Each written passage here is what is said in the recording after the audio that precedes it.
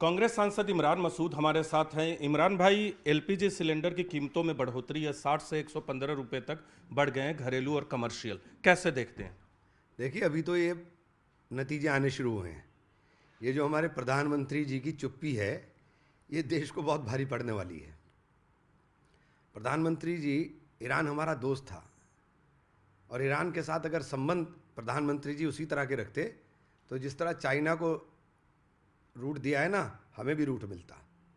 लेकिन हमें तो बिल्कुल एकदम दिखाना है कि नहीं साहब, हम तो अमेरिका के पीछे पीछे हैं। अब अमेरिका देखिए क्या हाल हो रहा है अमेरिका का। भुगतान तो देश को करना है।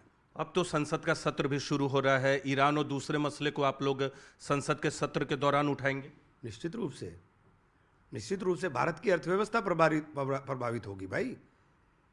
लड़ाई के अंदर क्या परिणाम होगा क्या नहीं होगा वो अलग विषय हो सकता है, लेकिन इस पूरे प्रकरण के अंदर जिस तरह से हमारा रोल होना चाहिए था वो रोल प्ले नहीं किया गया। देश के एक दोस्त देश के सुप्रीम लीडर की डेथ हो और हमारा प्रधानमंत्री खामोश रहे, इससे ज़्यादा दुखद नहीं हो सकता। 5 दिन के बाद आप जाकर के शोक व्यक्त करने के लिए अपने सेक्रेटरी को भेज रहे हो। आप क्या तमाशा करना चाह रहे हो भाई? आप इतने दब गए हो, इतने डरे हुए हो कि आप बोलने को तैयार नहीं हो। हम तो सबसे पहले स्टैंड लिया था। कांग्रेस जानती है कि देश कैसे चलता है। कांग्रेस ने देश चलाया है। कहां पहुंचा दिया आपने देश को? आपने किस जगह खड़ा कर दिया? वो हमारे एक साथी बोलते हैं ना, विश्वशेला, तो विश्वशेला ही दिखाई देता है अब देश। विश्वगुरु तो गए थे, विश्वगुरु हम जब हम रहा करते थे तो विश्वगुरु थे। हिम्मत नहीं होती थी। अमेरिका के राष्ट्रपति का टेलीफोन फेंक देते थे, उन्होंने कहा हटो, नहीं बात करनी, अपने हितों पर समझौता नहीं करना। अभी तो हम अमेरिका हमारे यहाँ आकर के धमका रहा है वो उनका के हम भारत के साथ वो गलती नहीं दोहराएंगे जो चीन के साथ की। अरे तो अमेरिका ही सब कुछ हो गया। अमेरिका सबको रोटी देता है, अमेरिका ही सबकी सुरक्षा करता है। वो जितने अरब देशों की सुरक्षा का वादा लिया था उनका इलाज देखा कैसा हो गया। पूरा विश्व देख रहा है, पूरा विश्व देख रहा है कैसा इलाज हो गया। इमरान भाई, अब तो संसद का सत्र भी शुरू होने वाला है। लोकसभा स्पीकर के खिलाफ आप लोग का अविश्वास प्रस्ताव है, टीएमसी भी समर्थन दे रही है। क्या रुख रहेगा? रुख वही है जो सबका था। पार्टी सारे अपोजिशन के लोग, देखिए अपोजिशन का काम क्या है, हम आईना दिखा रहे हैं, लेकिन प्रधानमंत्री गहरी निद्रा के अंदर हैं।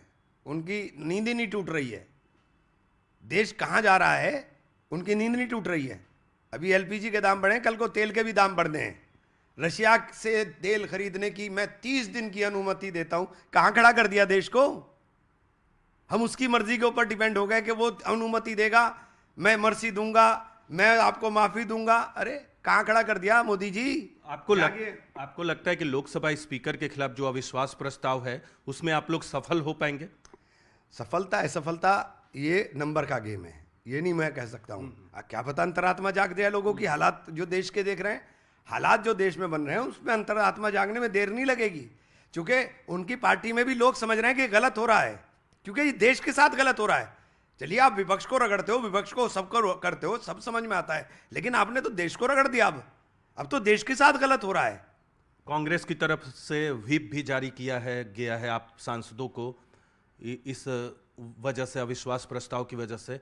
आपको क्या लगता है कि सरकार को घेरने में कामयाब रहेंगे इसके अलावा दूसरे मुद्दों पर? देखिए, अभी आने दीजिए, सत्र चलेगा। सत्र में आपने लास्ट टाइम भी देखा, हम लोग अब ये लड़ाई आखिरी दौर में पहुंच रही है और हम लोग लड़ेंगे। तो बिल्कुल संसद सत्र के लिए कांग्रेस पार्टी तैयार है, अविश्वास प्रस्ताव के लिए तैयार है, लेकिन ईरान के मसले पर कांग्रेस सांसद इमरान मसूद का साफ कहना है कि ईरान मसले पर सरकार की नीति विफल रही है।